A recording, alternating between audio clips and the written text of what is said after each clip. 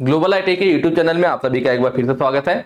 आज जो है आपको ये जो पीछे दिख रहा होगा व्हाइट बोर्ड पे, ठीक है, डिजिटल बोर्ड पे आपको जो मैं बताने वाला हूँ वो आज कुछ अलग टाइप की नॉलेज है आपके सैलरी स्लिप के बारे में। आप देख रहे होंगे यहाँ पे सैलरी स्लिप लिखा हुआ, किसकी सैलरी स्लिप है तो आगे लिखा हुआ UPPCL, Uttar Pradesh power corporation limited. इसमें कौन से लोग अप्लाई करते हैं तो यूपीपीसीएल में जो बच्चे इलेक्ट्रीशियन से आईटीआई किए हुए थे, इलेक्ट्रिकल या इलेक्ट्रीशियन से जो बच्चे आईटीआई किए होते हैं सिर्फ वही अप्लाई कर सकते हैं, ठीक है। अदर ट्रेड इसमें अलाउ नहीं होता है। और आप देखेंगे तो जो बच्चे इलेक्ट्रीशियन से आईटीआई कर रखे हैं ना, ज्यादातर आप किसी से भी पूछ लो, अगर इलेक्ट्रीशियन से आईटीआई कर रखा है कर रहा है तो उसका सपना यही होता है कि मैं यूपीपीसीएल में जॉब करूंगा। वो अदर फॉर्म भी भरते हैं, बट जैसे वो फॉर्म भरेंगे उसमें भी निकाल लेंगे, तब भी वो पढ़ते रहते हैं। उनका एक तरह से सबके अंदर एक नहीं होता, इलेक्ट्रीशियन वाले बच्चे हैं तो उनके अंदर यही जुनून रहता है कि नहीं मैं तो यार यूपीपीसीएल में जाऊंगा। तो जो आईटीआई बेसिस पे मैं यहाँ पे जो आपको सैलरी स्लिप दिखा रहा हूँ, तो आईटीआई बेसिस पे जो आपकी टीजी2 की पोस्ट होती है उनकी सैलरी कितनी मिलती है, एक लोगों से मैंने उनका सैलरी स्लिप मंगा रखा है, तो मैं आपको यहाँ पे दिखाऊंगा कि उनके अकाउंट में कितनी सैलरी आती है, टोटल कितना बनता है और कट पिट के कितनी अकाउंट में आती है। तो इसलिए आज हम लोग किसकी बात करने वाले, तो जो टीजी2 आईटीआई बेसिस पे जो हमारी वैकेंसी आती है ना, किस पे, आईटीआई वाले की बात कर रहा हूं मैं। टीजी2 की जो वैकेंसी आती है यूपीपीसीएल की, उसमें आपको सैलरी कितनी मिलती है इसकी हम लोग बात करेंगे, ठीक है। यहाँ पे आप देख रहे होंगे लिखा हुआ मध्यांचल विद्युत वितरण निगम लिमिटेड। मतलब जैसे आपका जो यूपीपीसीएल होता है ना, उसमें लगभग 5 जोन होते हैं, मध्यांचल, पूर्वांचल, पश्चिमांचल, दक्षिणांचल और एक केस्को होता है, कानपुर वाले को उन्होंने अलग कर रखा है। तो इनमें से कहीं भी किसी की पोस्टिंग मिल सकती है, आप जो वहां पे चूज करने के भी ऑप्शन मिलते हैं, तो हालांकि वो अलग बात होगी, हम बात करेंगे सैलरी की, ठीक है। तो यहाँ पे जिससे कि आपको एक थोड़ा अंदाजा लग जाएगा ना कि भाई सैलरी किसमें कितना क्या मिल रहा है, आप आईटीआई बेसिस पे जॉब मतलब कंपटीशन की तैयारी कर रहे हो, ठीक है। तो एक थोड़ा हेल्प मिलेगा, अदर वैकेंसीज है उनसे तुलना कर सकते हो आप कि उसमें कितना सैलरी है इसमें कितना है। तो मैं कोशिश करूंगा कि आपको और भी वैकेंसीज का मैं इस तरह से सैलरी स्लिप वगैरह दिखा करके आपको मैं ये चीजें बता पाऊँ, ठीक है। तो चलिए यहाँ पे हम लोग बात करेंगे, थोड़ा मैं इसको ऊपर स्लाइड कर लेता हूँ। बाकी डिटेल्स आप देख रहे होंगे, मैंने यहाँ पे हाइड कर रखा है, ठीक है। थोड़ा इसको मैं ऊपर स्लाइड कर लेता हूँ ना।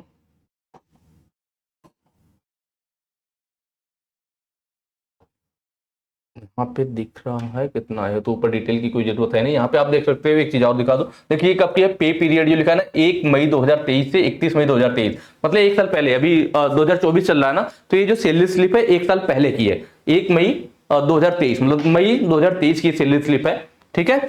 यहाँ पे आपको ये डिटेल अभी मैं थोड़ा सा ऊपर करता हूँ जहां से, ठीक है, इतने में काम चल जाएगा, पूरा दिखेगा आपको। इनको सेलेक्ट कर लेते हैं, ठीक। तो आप देख रहे हैं कब की ये है, 1 मई 2023 का है, ठीक है। मई वाले महीने के 2023 का, एक साल पहले की ये सैलरी स्लिप है। और इसमें देखा जाए, मैंने जानबूझ के पीछे वाला लिया था जिससे आपको थोड़ा आइडिया लग पाएगा कि स्टार्टिंग में आपको कितना मिलेगा, क्योंकि अगर अभी के लिया जाएगा उनका सैलरी स्लिप तो एक दो बार उसमें इंक्रीमेंट लग चुका है तो सैलरी ज्यादा दिखाएगी, ठीक है। तो इसलिए मैंने स्टार्टिंग वाला ले रखा है पहले का, कि शुरुआत में कितना रहता है। तो देखिए यहाँ पे क्या है इनका, तो यहाँ पे जो मेन इनका अर्निंग है, यहाँ पे दिखा रहा है कि भाई जो टोटल इनका कितना था, तो 43,000, यहाँ लिखा हुआ ना, दिख रहा होगा 43,000, मैं लिख भी देता हूँ 094, तो 43,094 रुपए इनकी टोटल सैलरी बनी थी। इसमें से माइनस हो रखा है, कितना माइनस हो रखा है, 4473, इतनी सैलरी टोटल बनी थी। अर्निंग डिडक्शन कितना हुआ, 4473 रुपया। क्यों हुआ अभी मैं आगे आपको बताऊंगा, ठीक है। तो आपके अकाउंट में कितने आई, अकाउंट में आया 38,621, ये आपके अकाउंट में आती है। यूपीपीसीएल की मैं बात कर रहा हूं और टीजी2 की, ठीक है, आईटीआई बेसिस पे जो होता है। 43,094 टोटल सैलरी बनी थी, इसमें से 4473 रुपए कट गया। क्यों कटा है, तो वह आपका सीपीएफ कटता है, ठीक है। सीपीएफ जो कि आप यहाँ पे देखें कंट्रीब्यूट प्रोविडेंट फंड होता है, जितना आपका कटता है आपके अकाउंट से प्लस उतना ही गवर्नमेंट भी आपको देती है, वो आपका फंड के रूप में इकट्ठा होता जाता है, जब आप रिटायर होते हैं तब मिलता है। तो ये आपका देखिए टोटल सैलरी हमारे इतने था, इसमें से यह सीपीएफ कट गया, जब सीपीएफ निकल गया तो जो हमारे अकाउंट में टोटल सैलरी आती कितनी, तो ये आती है, बाकी सीपीएफ के रूप में आपका जमा होता रहता है, ठीक है।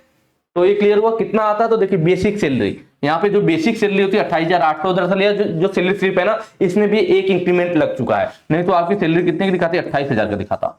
अब जो ज्वाइनिंग हो रही है ना, वो 28,000 पे हो रही है, कितने पे हो रही है, 28,000 पे हो रही है, या 28,800 है, क्योंकि एक आपका जो इंक्रीमेंट लगता है एक साल में एक बार, वो लगभग 3% का लगता है। तो 3% का लगेगा, तो इसका लगभग 3% आप लेंगे ना, तो 8 तरीके 24, 8 तो 40-40 के अराउंड आएगा। तो जब भी 840 आ गया तो बढ़ा कितना, देखिए यहाँ पे 28,000 का 3% लगभग 840 हो रहा है, यहाँ बढ़ा 800, क्योंकि जो आपका सैलरी बढ़ता है ना इंक्रीमेंट में, तो अगर वो 50 से ज्यादा है, मान लीजिए 60-70 आ रहा है तो उसको 900 बढ़ाया जाएगा, और अगर 50 से कम आ रहा है तो उसको 800, मतलब 800-900 इसके राउंड ऑफ में रखते हैं, ठीक है, 850 840 ऐसे नहीं लेते हैं। तो इसीलिए यहाँ पे क्या हुआ, एक इंक्रीमेंट लग गया तो इसलिए यहाँ पे 28,800 है। और यहाँ पे डीए है, डीए कितना है, 10,944 है। डीए मतलब डियरनेस अलाउंस होता है, जिसे महंगाई भत्ता कहते हैं। यह जब एक साल पहले का है तो वो बेसिक पे मिलता है ना, तो जो उस समय एक साल पहले जो बेसिक का था, बेसिक का 38% क्या था हमारा, डीए था। अब जो है यह बढ़कर के 50% हो चुका है। अब जो फिलहाल में मिल रहा है डीए, अगर आप अब ज्वाइनिंग करोगे ना तो आपकी बेसिक का 50%, अगर 28,000 आपका बेसिक है तो आपको डीए 14,000 रुपये मिलेगा, 50% डीए हो चुका है। यह उसमें एक साल पहले 38% था। और यहाँ पे इनका देखिए हाउस रेंट अलाउंस भी है, यह 3,000 रुपये, यह जगह के हिसाब से चेंज होता रहता है। हाउस रेंट अलाउंस जो होता है यह जगह के हिसाब पे डिपेंड करेगा, आप रूरल में हो या फिर शहरी एरिया में हो, अर्बन वाले में हो, तो उस हिसाब से यह चेंज होता रहता है। बाकी ये टेक्निकल अलाउंस सबको यही 150 रुपये मिलता है, और मेडिकल अलाउंस 200 रुपये मिलता है। तो ये टोटल यहाँ पे अगर आप देखेंगे तो ये यहाँ पे हो गया टोटल यहाँ पे आपका, और बाकी ये टोटल जोड़ लेंगे आपका, और जो डिडक्शन है जो यहाँ पे दिखाया था मैंने, ये टोटल जोड़ेंगे तो कितना हो जाएगा, 43,094 हो जाएगा। अब माइनस हुआ था 4473, वो कहां से हुआ था, तो वो था आपका देखिए सीपीएफ, जो मैंने बताया कि 3974 रुपये सीपीएफ कट रहा है आपका, या कहां जाता है, आपके अकाउंट में जमा रहता है, ठीक है। या आप जब रिटायर होंगे तब मिलेगा, जितना आपका कटता है उतना गवर्नमेंट भी जमा करती है। इलेक्ट्रिसिटी चार्ज क्या है, तो 499 रुपये इनका बिजली का बिल कटता है। तो ये दोनों मिलाकर के इसको सैलरी में से माइनस कर दिया गया, इनको जोड़ेंगे दोनों को तो कितना आएगा, 4473 आएगा। तो इन दोनों को हटाने पे आपको कितना मिल गया, 38,621 रुपया, जो कि आपके अकाउंट में आता है। तो ये रही आपकी एग्जैक्ट सैलरी जो आपकी ईपीपीसीएल टीजीटी में मिलती है। कैसे डीए है, क्या बेसिक होता है, डीए होता है, ये सारी चीजें भी मैंने समझाई। और यहाँ पे 28,800 पे बना हुआ, क्योंकि इसमें एक इंक्रीमेंट लगा हुआ है, मैंने आपको बताया। ये भी मैंने आपको बताया कि पहले 38% डीए था। अब जो है अगर आपको भले ही आपको 28,000 पे ज्वाइनिंग हो, लेकिन आपको जो डीए मिलेगा अब 10,944 की जगह कितना मिलेगा, 14,000 मिलेगा, क्योंकि डीए अब बढ़कर के 50% हो चुका है, ठीक है। तो मुझे उम्मीद है आपको ये चीजें, आज की जानकारी अच्छी लगी होगी। अगर वीडियो अच्छी लगी हो तो ज्यादा से ज्यादा शेयर कीजिएगा। और एक चीज और आप लोग जरूर कमेंट करके बताना, अगर आप लोग चाहते हो इस टाइप की वीडियो में और बनाओ, जैसे कि ये यूपीपीसीएल क्या हो गया ना, यूपीपीसीएल मतलब जहां से विद्युत का वितरण किया जाता है, यूपीपीसीएल। और एक और इससे रिलेटेड क्या है, यूपीआरवीयूएनएल, यूपीआरवीयूएनएल मतलब जहां पे बिजली का उत्पादन किया जाता है। तो ये दोनों ही बिजली विभाग से संबंधित है, यहाँ पे वितरण किया जाता है और यहाँ पे बिजली का उत्पादन किया जाता है। अगर आप लोग कमेंट करेंगे और कहेंगे तो मैं अगला जो है वीडियो इस ईपीआर जनरल पे बना दूंगा कि ईपीआर जनरल में सैलरी कितनी मिलती है। अगर आप लोगों के कमेंट आते हैं कि क्या मैं अगला जो वीडियो ईपीआर जनरल की सैलरी पे लेकर के आऊं, अगर आप कहते हो यस, तो फिर आगे मैं इस पे भी ले आऊंगा, ठीक है। चलिए फिर आज के लिए इतना ही, थैंक यू।